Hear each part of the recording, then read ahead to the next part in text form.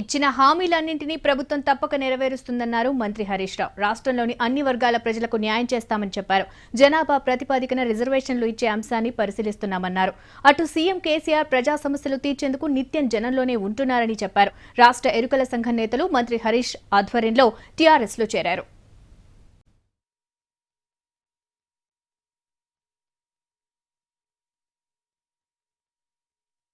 ముఖ్యమంత్రులు అంటే హైదరాబాద్ లో సచివాలయంలో ఉంటారని అనుకుంటాం.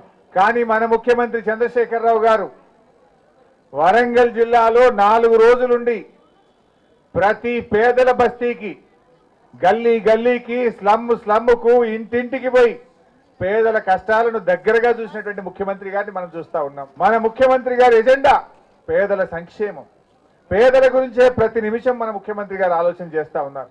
ముఖ్యమంత్రి కేసీఆర్ గారి నేతృత్వంలో మన ఎరుకల బాధల్ని, మన కష్టాలను తప్పకుండా దూరం చేసుకుంటాం, మీకు తగిన న్యాయం చేస్తామని చెప్పి కూడా నేను మనవి చేస్తా ఉన్నా. ఎస్సీలకు 3 ఎకరాల భూమి ఇస్తున్నాం. ముఖ్యమంత్రి గారు ఎస్టీలకు కూడా 3 ఎకరాల భూమి ఇస్తామని చెప్పారు.